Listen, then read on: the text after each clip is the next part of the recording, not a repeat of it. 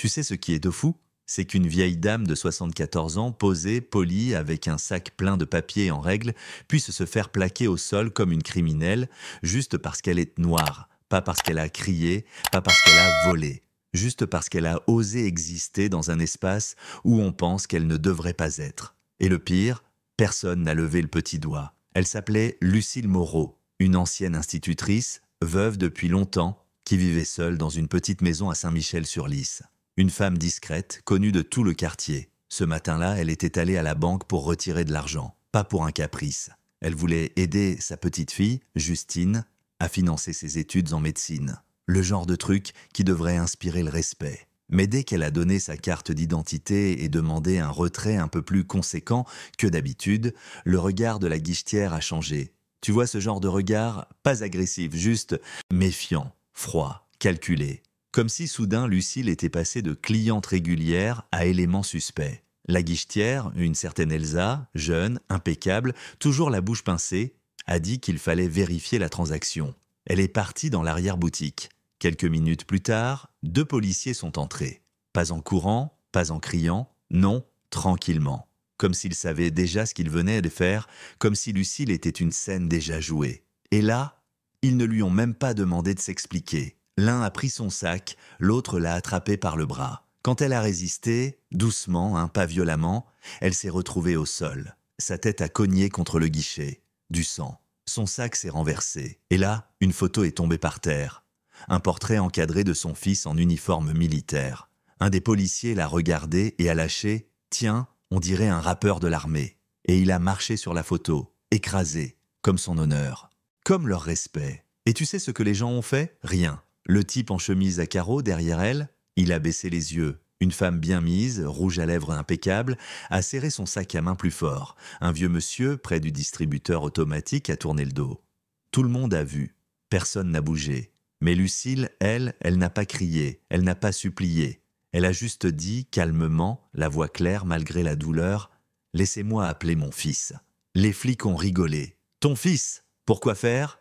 Il va venir t'apporter ta compote ?» Le deuxième a ajouté « Allez, appelle l'EHPAD, ils vont venir te border ». Mais elle a répété, encore plus posée, « Laissez-moi appeler mon fils ».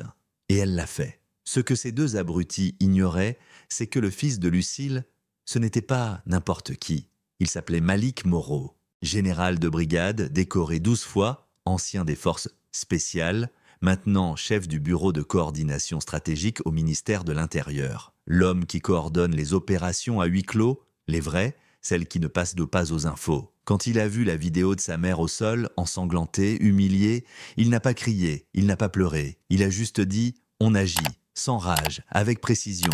Et c'est là que tout a basculé. À 2h02 du matin, les lumières du commissariat de Saint-Michel ont clignoté. Juste une seconde, pas une panne, non, un avertissement. Quelque chose entrait dans leur système, quelque chose qu'ils ne contrôlaient pas. Les caméras de surveillance, captées, les enregistrements audio, transférés, les relevés d'activité, croisés. À 4h du matin, tous les écrans publics, arrêts de bus, couloirs de métro, écrans d'infos dans les écoles, diffusaient la même séquence.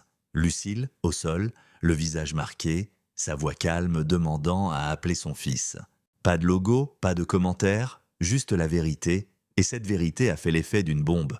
Le président a convoqué une cellule de crise. Tous les financements fédéraux à la police de Saint-Michel ont été gelés. 18 millions d'euros envolés, les députés locaux ont retiré leur soutien. Les sponsors privés se sont barrés. Et les 2 policiers, convoqués à Paris, pas pour un interrogatoire, pour une démonstration.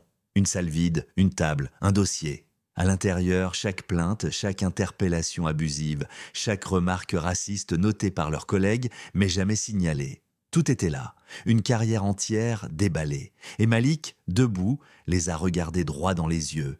Vous ne saviez pas qui elle était? Maintenant, tout le monde sait qui vous êtes. Mais l'histoire ne s'arrête pas là. Une semaine plus tard, Lucille est retournée à la banque, même manteau, même regard. La guichetière, Elsa, s'est levée brusquement. « Madame Moreau, je suis désolée. Je faisais juste mon travail. » Lucille l'a regardée sans colère, sans pitié. Et elle a dit « Tu ne me dois rien à moi. Tu leur dois tout à eux. » Et là, le silence. Un vrai, pas celui de la honte, celui du réveil. Quelques mois plus tard, l'université de Saint-Michel a décidé de renommer son amphithéâtre principal. Il portait le nom d'un politicien local oublié de tous. Aujourd'hui, il s'appelle Salle Lucile Moreau. Le jour de l'inauguration, pas de discours pompeux, juste un rideau qui tombe, une plaque en acier noir et une phrase gravée en bas: « Elle n'a pas crié, elle s'est tenue droite ».